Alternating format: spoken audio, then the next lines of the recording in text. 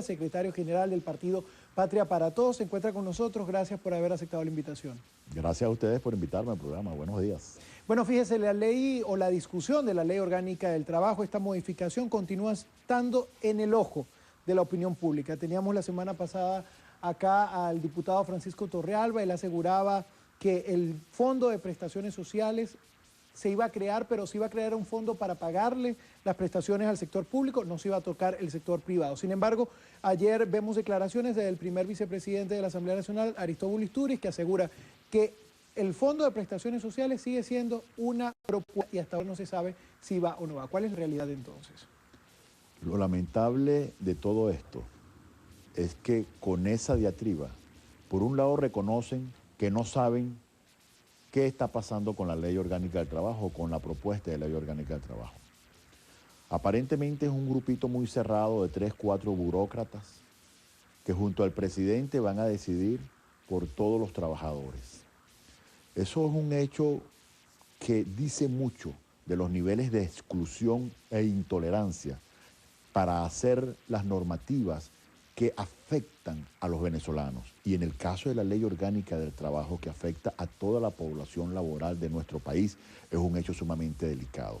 Las últimas discusiones que se estaban dando en torno a la Ley Orgánica del Trabajo de una manera medianamente constitucional y legal es la que se dieron en el periodo pasado en la Comisión de Desarrollo Social de la Asamblea Nacional, donde todos los diputados presentes, inclusive los de la oposición, sabían del texto que se estaba discutiendo y habían sostenidas reuniones con todos los factores que podían ser afectados. Sin embargo, eso no está sucediendo. ¿Por qué nunca se concretó ese proyecto? Bueno, porque no hubo acuerdo. Recuerden que en esa época estaba casi listo el proyecto y el que lo estaba dirigiendo era el secretario general del Partido Comunista de Venezuela, Figuera, y fue sacado de la Comisión de Desarrollo Social precisamente por las divergencias que habían. Ahora ni siquiera es la Asamblea la que está discutiendo eso, sino un grupito muy pequeño de burócratas al margen de toda la opinión que puede tener el sector trabajador organizado de este país. Ahora, desde el punto de vista del PPT, ¿este nuevo instrumento legal va a beneficiar realmente al empleado? Nada que se haga con tal nivel de secretismo, con tal nivel de exclusión puede ser bueno. Nosotros lo que le estamos pidiendo al gobierno nacional es que eso debe ser un debate democrático, abierto, participativo, de cara al país. Eso no puede estar siendo escondido en un pequeño cuarto, un laboratorio de unos burócratas que van a decidir por el resto de la nación. Eso no tiene nada de democrático. ¿Por qué cree que un tema tan importante para los venezolanos como lo que es la ley que resguarda a los empleados se hace por medio de una ley habilitante y no por medio de la Asamblea Nacional? Porque el presidente quiere utilizar todo lo que tenga a la mano como herramienta electoral. Él sabe que no las tiene todas consigo, él sabe que puede perder el proceso electoral del 7 de octubre y respetando los mecanismos naturales que te da la democracia y la Constitución, pretende constituir una ley que cuando la presentaron en la Asamblea Nacional, o lo que le da el poder para decretar una ley, como es la ley habilitante, dijeron que era para resolver el problema de los damnificados. Y sin embargo, con ese pretexto aprobaron la ley habilitante y el presidente piensa hacer la ley orgánica del trabajo nueva, que debería ser una discusión abierta en la Asamblea Nacional, involucrando a todos los sectores organizados de los trabajadores. Bueno, pero precisamente ayer Aristóbulo Istúriz decía que la oposición está utilizando el tema de la Ley Orgánica del Trabajo con fines electorales también. Con fines son electorales. Dos discursos Bueno, iguales. pero ¿quién fue el que anunció en cadena nacional que las prestaciones sociales la iba a manejar un fondo del gobierno? No fue el presidente de la República. Lo único cierto es que el único vocero que tiene la capacidad de informar con cierta certeza sobre esa ley es el que la está haciendo, que es el presidente de la República. Y el presidente de la República dijo tajantemente que el fondo, nuestras prestaciones sociales, la iba a administrar el gobierno nacional. En los trabajos de campo que hacen ustedes como partido político en la calle, ¿qué han podido percibir de los ciudadanos? Un rechazo total de semejante propuesta. Los trabajadores han entrado en pánico, están retirando las prestaciones sociales tanto del sector público como del sector privado, porque el venezolano percibe que la manera como el gobierno nacional ha administrado las finanzas del país no ha sido la más adecuada y cómo ahora pretende administrar la finanza de los trabajadores. Eso es un hecho sumamente grave.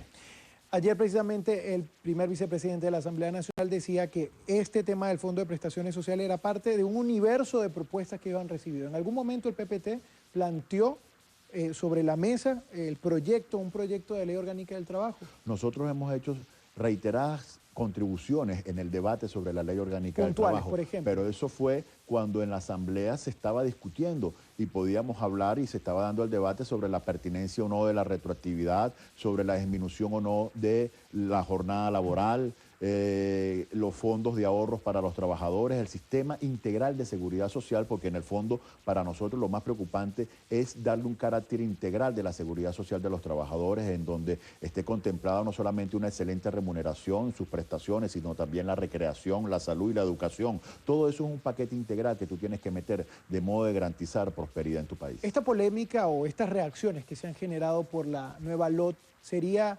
antielectoral para el gobierno? Yo creo que el presidente se volvió a equivocar.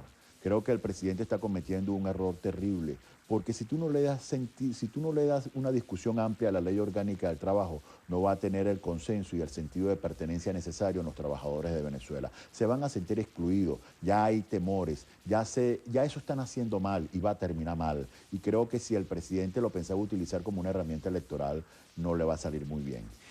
Pasemos a otro tema. Está cumpliendo la misión Barrio Adentro 9 años de su fundación, de colocarse en práctica, y el vicepresidente Elías Jagua aseguraba que el presidente Chávez es uno más de los pacientes. ¿Cree usted en esta afirmación?